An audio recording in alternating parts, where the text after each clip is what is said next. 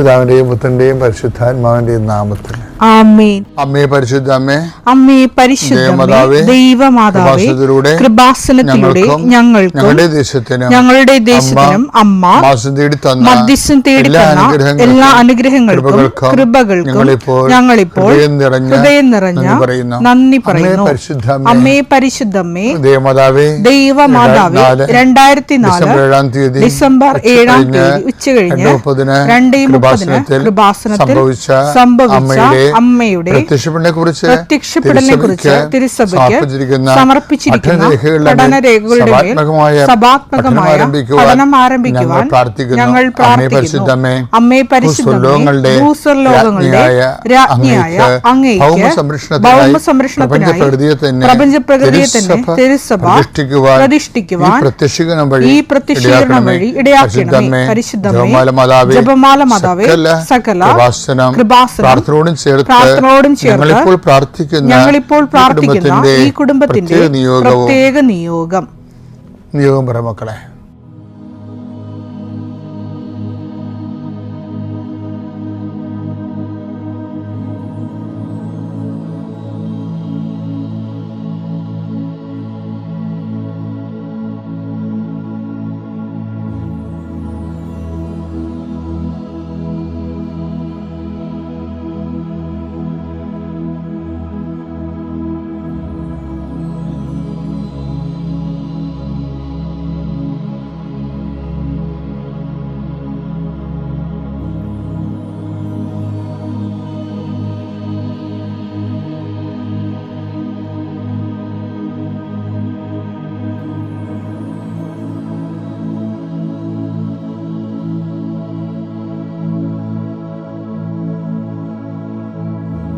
അമ്മയുടെ പ്രത്യക്ഷീകരണത്തിന്റെ ഈ അനുഗ്രഹവേളയിൽ ഞങ്ങൾക്ക് സാധിച്ചു തരുവാൻ കനിയണമേ. ആമേൻ. കർത്താവേ, നിന്റെ ഉന്നതമായ നാമത്തിന് സ്തോത്രം ചെയ്യുന്നു. കർത്താവേ, നിന്റെ വിശുദ്ധ പൗരോഹിത്യത്തെ മഹത്വപ്പെടുത്തണമേ. കർത്താവേ, സഭയിലുള്ള സാന്നിധ്യം പ്രകടമാക്കണമേ. 40 വർഷം ഞാൻ അർപ്പിച്ച കൃപാനയുടെ യോഗ്യതയാൽ കൃപാസ്ഥാനത്താറെ ജീവനോടെ പ്രത്യക്ഷപ്പെട്ട പരിശുദ്ധ അമ്മയുടെ മാധ്യസ്ഥത്തിൽ ഞാൻ മക്കളെ ആശീർവദിക്കുന്നു. ഈശോയെ, ജീവിതത്തിൻ്റെ വ്യത്യസ്ത വിളികളിൽ പ്രയാസം അനുഭവിക്കുന്നുണ്ട് ഈശോയെ. അവരെ നീ ഏറ്റെടുക്കണമെന്ന് പ്രാർത്ഥിക്കുന്നു ഈശോയെ. വീടില്ലാത്തവരുണ്ട് ഈശോയെ, അതുപോലെ കുടുംബത്തിൽ കലഹങ്ങളുള്ളവരുണ്ട് ഈശോയെ. ഭാര്യാഭർത്താക്കന്മാർ പിരിഞ്ഞ് താമസിച്ചിട്ട് ഐക്യപ്പെടാൻ ആഗ്രഹിക്കുന്നുണ്ട് ഈശോയെ. ജീവിത പങ്കാളിയെ കിട്ടാത്ത പുരുഷന്മാരുണ്ട് ഈശോയെ. ജീവിത പങ്കാളിയെ കിട്ടാത്ത സ്ത്രീകളുണ്ട് ഈശോയെ. അന്യനാടുകളിലും വിദേശങ്ങളിലൊക്കെ ജീവിക്കുന്നവരും മക്കൾക്ക് അവർക്ക് പറ്റുന്ന ജീവിത പങ്കാളിയെ കിട്ടാതെ വിഷമിക്കുന്നവരും അതിനുവേണ്ടി പ്രാർത്ഥിക്കുന്നവരും ആശ്രയിക്കും. ഒരു പ്രൊമോഷന് വേണ്ടി പ്രാർത്ഥിക്കുന്നുണ്ട് ഈശോയെ. 10 പൈസ കൂടുതൽ കിട്ടിയാലേ കടങ്ങൾ പരിഹരിക്കപ്പെടുന്ന ഓർത്തുകൊണ്ട് വെണ്ണീറായി പ്രാർത്ഥിക്കുന്നുണ്ട് ഈശോയെ. കർത്താവേ, അവർ ഈ ജോലി നഷ്ടപ്പെട്ട എനിക്ക് വേറൊരു ജോലി തരണമേ കർത്താവേ എന്ന് വിചാരിച്ച് നിലവിളിച്ച് പ്രാർത്ഥിക്കുന്നുണ്ട് ഈശോയെ. ജോലി ഇല്ലാതെ വിഷമിക്കുന്നവരുണ്ട് ഈശോയെ. രോഗങ്ങൾ മാറാതെ, സമാധാനം ഇല്ലാതെ, ഉറക്കമില്ലാതെ പോകുന്നുണ്ട് ഈശോയെ. കടകമ്പോളങ്ങളും കന്നുകാലികളെയും വളർത്തി ജീവിക്കുന്ന കുഞ്ഞു വരുമാനക്കാരുണ്ട് ഈശോയെ. അവരെല്ലാം നീ ആശീർവദിക്കുന്നത് പ്രാർത്ഥിക്കുന്നു. മക്കളുടെ വിദ്യാഭ്യാസം, മക്കളുടെ പഠനം, മക്കളുടെ ഉദ്യമങ്ങൾ, അവർക്ക് വേണ്ടി പ്രാർത്ഥിക്കുന്ന അമ്മമാരും അപ്പന്മാരും അവിടെ പ്രാർത്ഥനകൾ കർത്താവ് ഏറ്റെടുക്കുകയും നിങ്ങളുടെ കുഞ്ഞുങ്ങളെ കർത്താവ് ആശീർവദിക്കുകയും ഇന്നത്തെ ദിവസം നിങ്ങൾ എന്തെല്ലാം ചെയ്യുന്നു, എവിടെയെല്ലാം പോകുന്നു, അവിടെല്ലാം സംസാരിക്കുന്നു, എല്ലാ നിയോഗങ്ങളും കർത്താവ് നിറവേറ്റട്ടെ. വിശ്വാസ പ്രമാണം. സർവശക്തനായ പിതാവും ആകാശത്തിന്റെയും ഭൂമിയുടെയും സൃഷ്ടാവുമായ ദൈവത്തിൽ ഞാൻ വിശ്വസിക്കുന്നു. അവിടുത്തെ ഏകപുത്രനും ഞങ്ങളുടെ കർത്താവുമായ ഈശോ മിശിഹായിലും ഞാൻ വിശ്വസിക്കുന്നു.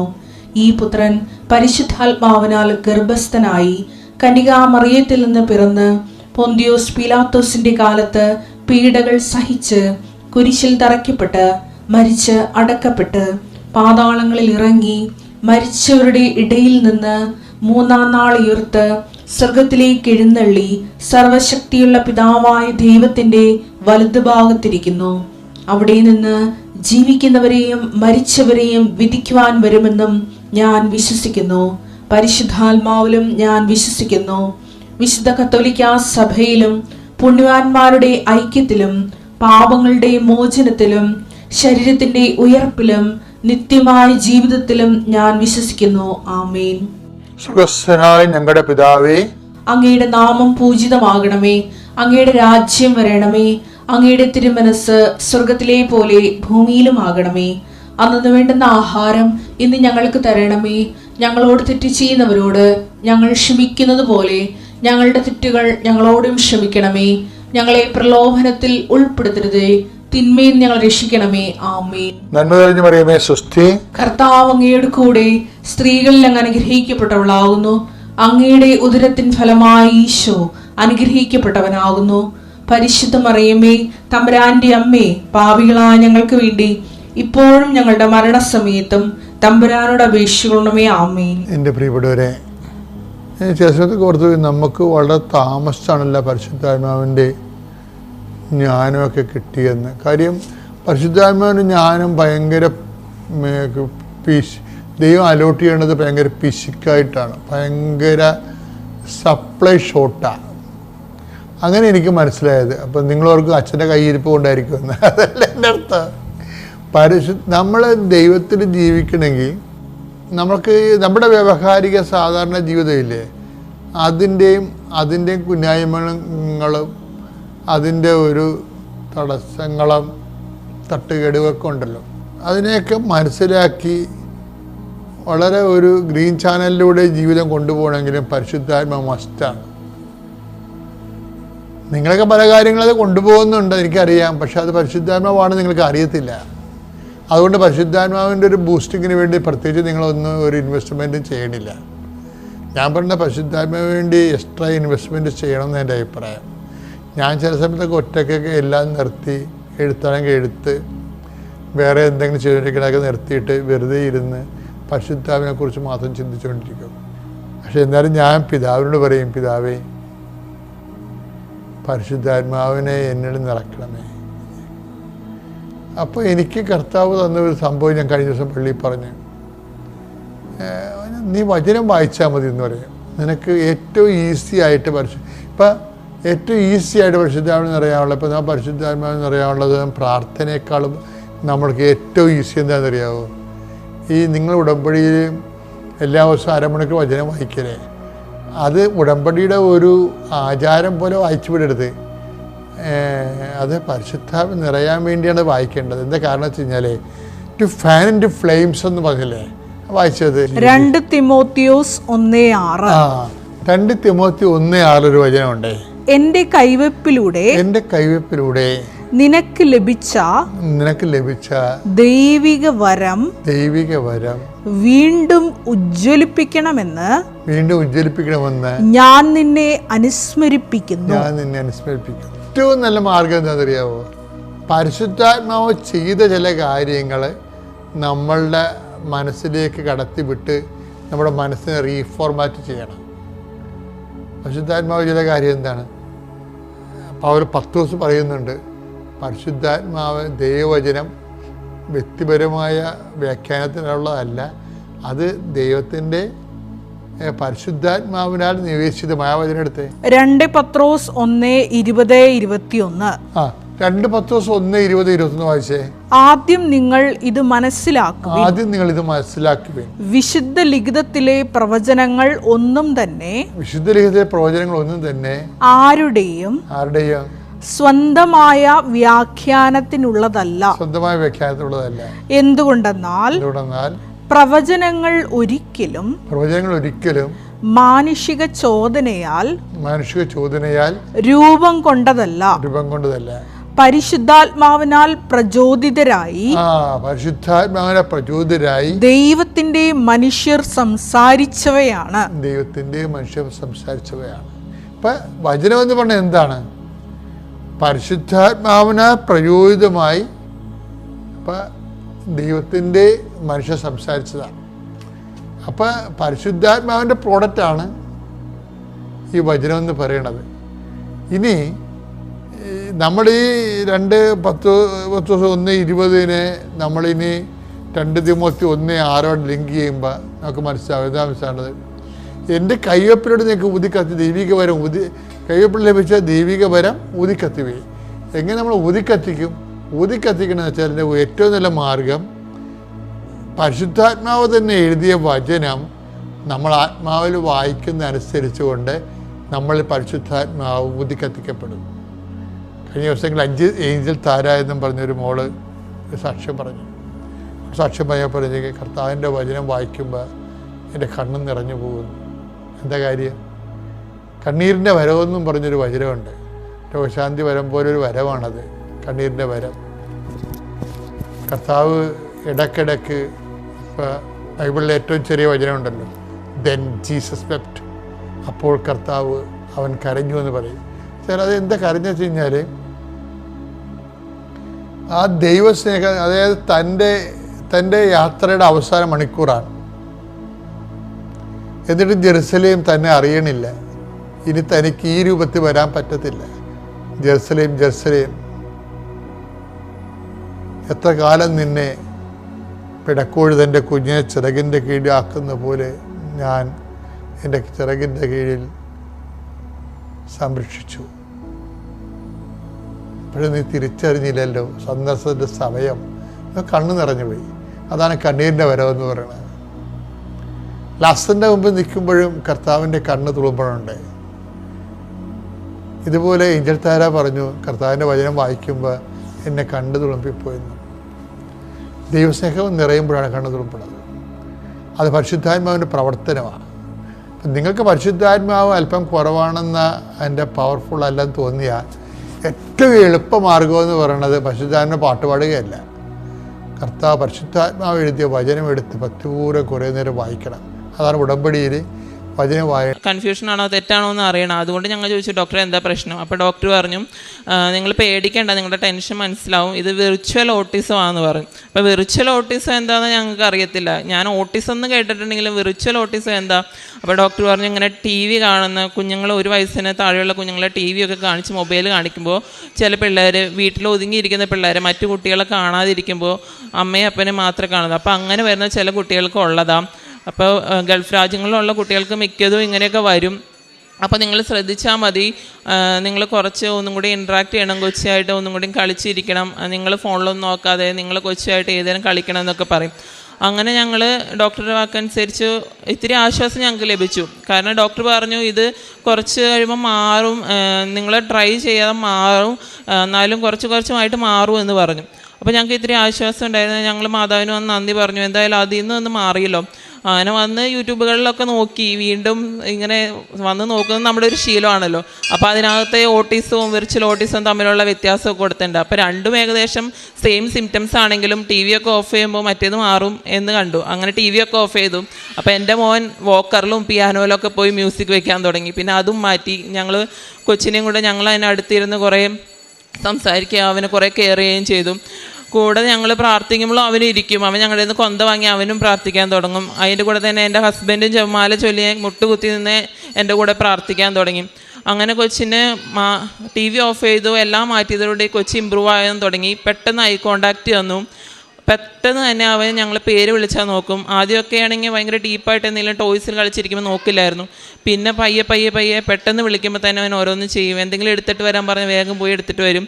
അപ്പോഴും കൊച്ച് സംസാരിച്ച് തുടങ്ങുന്നില്ല. അത് ഞങ്ങൾക്ക് ഭയങ്കര വിഷമമായിരുന്നു. ഞങ്ങൾ സംസാരിച്ചായിരുന്ന കൊച്ച് സംസാരിക്കാത്ത എന്താ വീണ്ടും? ആദ്യം ഇത്രയും നന്നായി സംസാരിച്ചുകൊണ്ടിരുന്ന കൊച്ച് പെട്ടെന്ന് നിർത്തിയിട്ട് എന്താ സംസാരിക്കാത്ത? അത് ഞങ്ങൾക്കൊരു ഭയങ്കര വിഷമം തന്നെയായിരുന്നു. അങ്ങനെ ഞാൻ ഈശോൻ്റെയും അമ്മേനെയും ഈശോന്നും അമ്മ എന്നും വിളിക്കാമെന്ന് വിചാരിച്ചു. കൊച്ചിനെ അങ്ങനെ പഠിപ്പിക്കാമെന്ന് വിചാരിച്ചു. ഞാൻ അമ്മ അപ്പ, എന്നെ അമ്മ എന്നും കൊച്ചിൻ്റെ പപ്പേനെ പപ്പ എന്ന് വിളിക്കാൻ ആദ്യം പഠിപ്പിച്ചായിരുന്നു. അങ്ങനെ ഞാൻ ഈശോനെയും അമ്മേനെയും ആദ്യം എൻ്റെ കൊച്ച് വിളിക്കണം എന്നുള്ള രീതിയിൽ ഞാൻ അമ്മയുടെ അടുത്ത് വന്ന് നിന്നിട്ട് അമ്മയുടെ രൂപം, കൃപാസനത്തിലെ ഒരു രൂപം ഞങ്ങൾ വെച്ചിട്ടുണ്ട്. അവിടെ ആ രൂപത്തിൽ നിന്ന് ഞാൻ അമ്മ, ഈശോനെ കാണിച്ച് ഈശോ എന്ന് പറയും. അങ്ങനെ ഞാൻ ഈശോ എന്ന് പറഞ്ഞപ്പോൾ കൊച്ച് തന്നെ അമ്മ എന്ന് പറഞ്ഞു.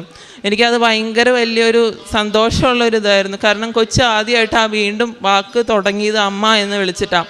ഇപ്പോഴും അവൻ കൃപാസനത്തിൽ മാതാവിലെ അമ്മയുടെ ഫോട്ടോ കണ്ട അമ്മ എന്ന് പറയും. ഇടയ്ക്കൊക്കെ വെറുതെ ഇരുന്ന് ചുമരിലൊക്കെ നോക്കി അമ്മ എന്ന് വിളിക്കുന്നത് കാണാം. അത് മാതാവ് അവൻ്റെ അടുത്ത് പ്രത്യക്ഷപ്പെടുന്നതാണെന്ന് എനിക്കപ്പോൾ തോന്നും. അങ്ങനെ അവൻ വാക്കുകൾ പിന്നെ പടപെടാന്ന് സംസാരിക്കാൻ തുടങ്ങി. ഓരോ വാക്കുകളും അവൻ സംസാരിച്ച് തുടങ്ങി. പിന്നെ ഫിസിക്കൽ സിംറ്റംസ് ആയിരുന്നു, അത് കുറേയൊക്കെ ഞങ്ങൾക്ക് ഭയങ്കര സങ്കടമായിരുന്നു. ഇപ്പോഴും ഫിസിക്കൽ സിംറ്റംസ് ഒന്നും മാറുന്നില്ലല്ലോ. പിന്നെ അത് വീക്ക്ലി ആയി, ഓരോ കാര്യങ്ങളും മാറി തുടങ്ങി. അപ്പോൾ എന്നാലും ഇടയ്ക്ക് ഒരു ദിവസം കാണിക്കും, അങ്ങനെയായിരുന്നു. പെട്ടെന്ന് ഒരു ദിവസം കൊച്ചിന് പെട്ടെന്ന് എല്ലാ സിംറ്റംസും കൂടി ഒരുമിച്ച് വന്ന് എങ്ങനെ ഇരിക്കും, ഒരു സീഷർ വരുന്ന കൊച്ച് കണ്ണൊക്കെ പൊക്കി മുകളിലേക്ക് വീഴാൻ പോകുന്ന രീതിയിൽ എന്തൊക്കെയോ സിംറ്റംസ് കാണിച്ച് ഭയങ്കരമായിട്ട് കൊച്ച് കാണിച്ചു. ഞങ്ങൾക്കത് ഭയങ്കര സങ്കടമായി. എന്താണെന്ന് പെട്ടെന്ന് ഞാൻ മാത്രമേ വീട്ടിലുണ്ടായിരുന്നുള്ളൂ. ഹസ്ബൻഡിനെ ജോലിക്കിടയിൽ നിന്ന് വിളിച്ചു വരുത്തി വേഗം ഒരു ഡോക്ടറിന് അപ്പോയിൻമെൻറ്റ് എടുക്കാൻ നോക്കി. പക്ഷേ സ്ഥിരം കാണിക്കുന്ന ഡോക്ടറെ കിട്ടിയില്ല. അങ്ങനെ ഒരു അടുത്തുള്ളൊരു ഡോക്ടറിനെ തന്നെ വേറെ ഒരു അപ്പോയിൻമെൻറ്റ് എടുത്തു. പക്ഷെ ഞങ്ങൾ ആ ഡോക്ടറെ ഇതുവരെ കണ്ടിട്ടില്ല, അറിയത്തില്ല, ഒന്നുമില്ല. അങ്ങനെ ഇരിക്കുമ്പോഴാണ് ആ ഡോക്ടറിൻ്റെ അടുത്ത് ചെന്നപ്പോഴാണ് അറിയുന്നത് ഓട്ടിസത്തിന് സ്പെഷ്യലൈസ് ചെയ്ത ഡോക്ടറാണ് അതെന്ന്. അങ്ങനെ ആ ഡോക്ടറെ കൊണ്ട് കാണിക്കുമ്പോൾ ആ ഡോക്ടർ ഞങ്ങളുടെ കൊച്ചിനെ കണ്ടിട്ട് എന്തിനാ വന്നതെന്നുള്ളൊരു രീതിയായിരുന്നു ഡോക്ടറിന്. ഡോക്ടറോട് ഞങ്ങൾ പറഞ്ഞു ഞങ്ങളുടെ കൊച്ചിന് ഇങ്ങനെ വെർച്വൽ ഓട്ടിസം ആണെന്നൊരു ഡോക്ടർ പറഞ്ഞു. ഞങ്ങൾ ആ ഡോക്ടറെ തന്നെയാണ് കണ്ടുകൊണ്ടിരുന്നത്. അപ്പോൾ ഞങ്ങൾക്ക് അറിയില്ല, അതൊന്ന് കൺഫേം ചെയ്യാനാണ്. അപ്പോൾ ആ ഡോക്ടർ ഞങ്ങളോട് പറഞ്ഞു 8-10 പിള്ളേരുണ്ട് എനിക്ക് ഓട്ടിസം ഉള്ള കുട്ടികൾ, അവരെ ഞാൻ ട്രീറ്റ് ചെയ്യുന്നതാണ്. ആ കുട്ടികൾക്കുള്ള ഒരു സിംറ്റവും ഈ കൊച്ചിന് ഞാൻ കാണാനില്ല. അപ്പോൾ എനിക്ക് വീണ്ടും സംശയം. ഞാൻ എൻ്റെ ഫോണിൽ കുറേ വീഡിയോസൊക്കെ വെച്ചിട്ടുണ്ട്.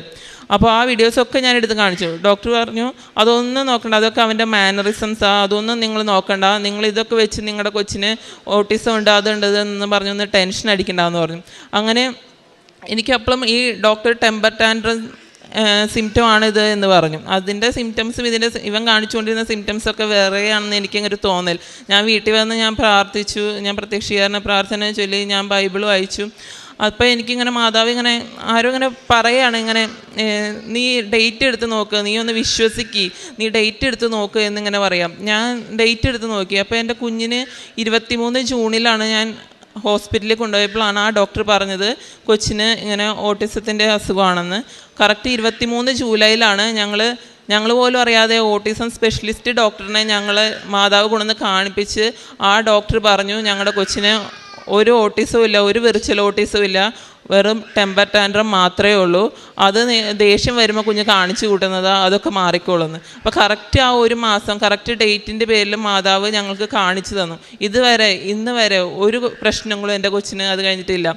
എൻ്റെ പാരൻസിനൊന്നും ഇത് അറിയത്തില്ലായിരുന്നു കൊച്ചിന് ഇങ്ങനെ ഈ പ്രശ്നങ്ങളുണ്ടെന്നൊന്നും. ഞങ്ങൾ ആ സമയത്ത് ആരോടും പറഞ്ഞിട്ടില്ല, കാരണം ഞങ്ങൾക്ക് അതിനുള്ള ധൈര്യം ഉണ്ടായിരുന്നില്ല. എപ്പോഴും കരഞ്ഞുകൊണ്ട് പ്രാർത്ഥിക്കുമ്പോൾ ഹസ്ബൻഡ് പറയും നീ കൃപാസനത്തിൽ ഉടമ്പടി എടുത്തതല്ലേ, നീ ഇങ്ങനെ വിശ്വസിക്കാതിരിക്കല്ലേ, നിനക്ക് കിട്ടും. അവിശ്വാസിയായ ഭർത്താവ് എൻ്റെ അടുത്ത് പറയുന്നത് കൃപാസനത്തിൽ നീ ഉടമ്പടി എടുത്തതല്ലേ, നിനക്ക് കിട്ടും, നീ പ്രാർത്ഥിക്കുകയും നമ്മുടെ കൊച്ചിനൊന്നുമില്ല എന്ന് പറയുന്നത് എൻ്റെ ഹസ്ബൻഡ്. എനിക്കത് ഒത്തിരി സന്തോഷമായിരുന്നു. അപ്പോൾ ഞാൻ തീരുമാനിച്ചു ഇവിടെ വന്ന് ഉടമ്പടി എടുക്കണമെന്ന്. ഞാൻ ഈ സെപ്റ്റംബർ 4-ാം തീയതി വന്ന് ഇവിടെ വന്ന് മരിയൻ ഉടമ്പടി എടുത്തു. മാതാവിന് 1000 നന്ദി, ഈശോയ്ക്കും 1000 നന്ദി. പിന്നെ ഉടമ്പടി എടുത്തതിന് ശേഷമുള്ള ആത്മീയ ജീവിതം എന്ന് പറഞ്ഞാൽ ഞങ്ങൾ ബഹ്റിലായതുകൊണ്ട് തന്നെ കൂടുതൽ രോഗികളെ കാണാനോ അങ്ങനെ പത്രം കൊടുക്കാനോ ഒന്നും ഞങ്ങൾക്ക് പറ്റില്ലായിരുന്നു. പക്ഷെ ഞാൻ സാക്ഷ്യങ്ങളൊക്കെ ഒത്തിരി ഞാൻ ഷെയർ ചെയ്യായിരുന്നു, ഓരോ ഫ്രണ്ട്സിനും അയച്ചു കൊടുക്കായിരുന്നു. അന്ന് തൊട്ട് ഇന്ന് വരെ എൻ്റെ സ്റ്റാറ്റസായിട്ട് ഞാൻ സാക്ഷ്യങ്ങളല്ലാതെ വേറെ ഒന്നും ഇട്ടിട്ടില്ല. ടോക്കും സാക്ഷ്യങ്ങളും മാത്രമേ ഞാൻ ഇട്ടിട്ടുള്ളൂ, അല്ലാതെ വേറെ ഒന്നും ഇട്ടിട്ടില്ല. അപ്പോൾ അത് എപ്പോഴും എൻ്റെ ഫ്രണ്ട്സ് വിളിക്കുമ്പോൾ ചോദിക്കും നീ എപ്പോഴും ഈ സാക്ഷ്യങ്ങളും ഇതൊക്കെയാണല്ലോ ഇടണേ, അങ്ങനെ എല്ലാ ഫ്രണ്ട്സും എന്നെ വിളിക്കുമ്പോൾ ചോദിക്കും. പിന്നെ ബൈബിൾ വായന, അത് അരമണിക്കൂറൊന്നുമല്ല, 2-3 മണിക്കൂർ കുത്തിയിരുന്ന് വായിക്കും. എനിക്കതൊരു ഭയങ്കര ഒരു സന്തോഷമാണ് ബൈബിൾ വായന. അങ്ങനെ എല്ലാ കാരുണ്യ പ്രവർത്തികളെ രോഗികളെയൊന്നും എനിക്ക് അങ്ങനെ കാണാൻ പറ്റിയിട്ടുണ്ടായിരുന്നില്ല. പക്ഷേ ഞാൻ രോഗികൾക്ക് വേണ്ടി പ്രാർത്ഥിക്കും. ഞാനൊരു നേഴ്സായതുകൊണ്ട് തന്നെ കുറേ ക്യാൻസർ പേഷ്യൻസിൻ്റെ ഒക്കെ വിഷമങ്ങളെ എനിക്കറിയാം. അങ്ങനെ ഞാൻ ഒത്തിരി തളർന്ന് കിടക്കുന്ന പേഷ്യൻസിനെ എല്ലാം കണ്ടിട്ടുണ്ട്. അപ്പോൾ എൻ്റെ പ്രാർത്ഥനയുടെ സമയത്ത് ഞാൻ അവരെയൊക്കെ മനസ്സിൽ ധ്യാനിച്ച് ഞാൻ അവർക്ക് വേണ്ടി പ്രാർത്ഥിക്കും, അവർക്ക് വേണ്ടി കൊന്ത ചെല്ലും. അതുപോലെ മറ്റുള്ളവർക്ക് ഞാൻ എപ്പോഴും ദേഷ്യപ്പെടാറുള്ള ഒരാളാണ്, എനിക്ക് എപ്പോഴും ദേഷ്യം എന്ന ഒരാളാണ്. പക്ഷേ ഉടമ്പടി എടുത്തതിന് ശേഷം എൻ്റെ ദേഷ്യമൊക്കെ ഒത്തിരി കുറഞ്ഞു. മറ്റുള്ളവരോട് ക്ഷമിക്കാൻ എന്നെ എൻ്റെ അമ്മ പഠിപ്പിച്ചു. എനിക്ക് മറ്റുള്ളവർക്ക് ക്ഷമിച്ച് അവർക്ക് വേണ്ടി പ്രാർത്ഥിക്കാൻ എൻ്റെ അമ്മ പഠിപ്പിച്ചു. ഇതൊക്കെ എനിക്ക് കിട്ടിയ അനുഗ്രഹങ്ങൾ. മാതാവിനും ഈശോയ്ക്കും 1000 നന്ദി. ഈശോ മിശിഹായ്ക്ക് സ്തുതിയായിരിക്കട്ടെ. ഞാൻ പാലക്കാട് രൂപതയിലെ ഷോളിയൂർ സെൻറ്റ് ആൻ്റണീസ് ഇടവകയിൽ നിന്ന് വരുന്ന എൻ്റെ പേര് ജോയി പോളക്കാട്ടിൽ. ഞാൻ മാർച്ച് മാസം 2020 മാർച്ച് 9 ആണ് ഇവിടെ വരുന്നത്. എൻ്റെ മകൾക്ക് വേണ്ടിയാണ് ഇവിടെ വരിക. മോള് B.Pharm പഠിക്കുന്നു. B.Pharm പഠിച്ചുകൊണ്ടിരിക്കുമ്പോൾ അവളുടെ കയ്യിലൊരു മുഴ പെട്ടെന്ന് പ്രത്യക്ഷപ്പെട്ടു, റിസ്റ്റിൽ, വലത് കൈയുടെ റിസ്റ്റിൽ. അത് ആദ്യം ഒരു 4 ദിവസം 5 ദിവസമൊക്കെ വരും, പിന്നെ അങ്ങനെ പോകും. അത് ഭയങ്കര വേദനയാണ്. അത് വരുമ്പോൾ അവൾക്ക് എഴുതാനോ വായിക്കാനോ ഭക്ഷണം പോലും വാരി കഴിക്കാനോ പറ്റാത്ത വിധം പ്രയാസകരമായിരിക്കും. അത് പിന്നീട് ഒരു 3 മാസം കഴിഞ്ഞപ്പോൾ സ്ഥിരമായി അത് അങ്ങനെയായി. അവൾക്ക് പിന്നെ ദൈനംദിന ജീവിതം മുമ്പോട്ട് കൊണ്ടുപോകാൻ പറ്റാത്ത വിധത്തിൽ ബുദ്ധിമുട്ടായി.